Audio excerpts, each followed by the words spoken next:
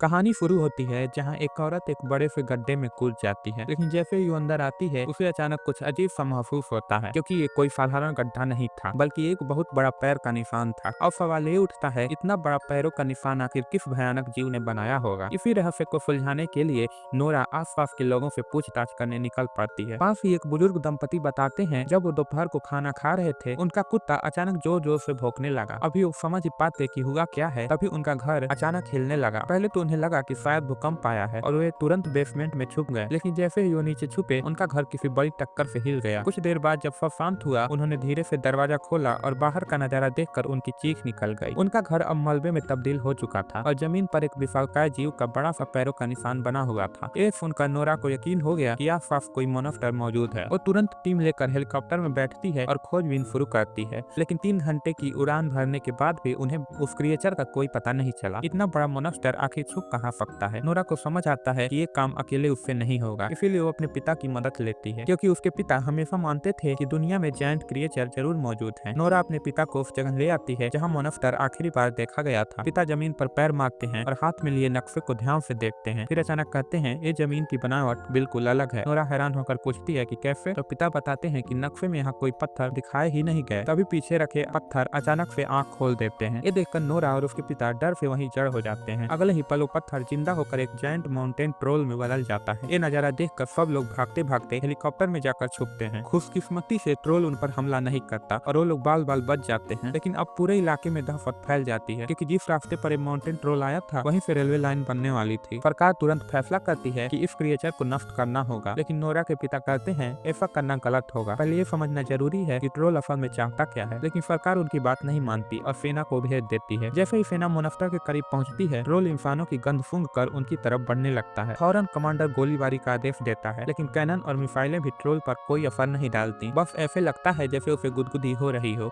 अब गुस्से में आकर सेना जबरदस्त हमला करती है, लेकिन नतीजा ये होता है कि ट्रोल भयंकर रूप से गुस्सा हो जाता है। वो गाड़ियों को उठा उठा कर फेंक देता है। लोग इधर उधर भागने लगते हैं। नोरा और उसकी टीम पत्थरों के पीछे छुपते हैं, लेकिन ट्रोल उन्हें भी ढूंढ लेता है। एक सिपाही को पकड़ कर खा भी लेता है। पूरा माहौल दहशत में बदल जाता है। तभी नोरा का पिता साहस दिखाता है। वो दोनों हाथ उठाकर ट्रोल के पास चला जाता है और उसे शांत करने की कोशिश करता है। हैरानी की बात है कि ट्रोल सचमुच कुछ शांत हो जाता है, लेकिन तभी एक बेवकूफ सिपाही टैंक से हमला कर देता है। ये देखकर ट्रोल भड़क उठता है और नोरा के पिता को मार डालता है, साथ ही एक आर्मर्ड गाड़ी को भी कुचल कर चूर चूर कर देता है। उसके बाद ट्रोल वापस मुड़कर वहां से चला जाता है। फिर एक और खतरनाक सीन होता है। ट्रोल एक पार्क में पहुंच जाता है। लोग चीखते हुए भागते हैं और एक छोटी लड़की उसकी राह में फंस जाती है। तभी 4 हेलीकॉप्टर आते हैं जिनमें बड़े बड़े चर्च बेल्स लटके होते हैं। उनकी आवाज सुनकर ट्रोल का ध्यान बढ़ता है, लेकिन बेल्स की आवाज से उसका सर दर्द बढ़ जाता है और वो गुस्से में हेलीकॉप्टर्स को पकड़कर तोड़ डालता है। एक हेलीकॉप्टर का मलबा लड़की के ऊपर गिरने वाला ही होता है कि उसके पिता दौड़कर उसे बचा लेते हैं, लेकिन फिर ट्रोल हैरान कर देता है। वो अपने हाथ से मलबा पकड़कर लड़की को चोट लगने से बचा लेता है, यानी उसके अंदर अब भी इंसानियत और दया बाकी है। लेकिन ट्रोल यहीं नहीं रुकता। वो गुस्से में सिटी की तरफ बढ़ने लगता है। पूरे शहर में आतंक फैल जाता है। सेना न्यूक्लियर वेपन इस्तेमाल करने का फैसला करती है। लोगों को शहर से निकाल दिया जाता है। इसी बीच नोरा को अपने पिता की एक बात याद आती है। उसने कहा था कि ट्रोल का मकसद सिर्फ पैलेस तक पहुंचना है। नोरा पैलेस पहुंचती है और वहां एक गुप्त गुफा देखती है। अंदर जाकर उन्हें ट्रोल के पुराने स्केलेटन मिलते हैं। असल में यही उसकी असली जन्मभूमि और घर था।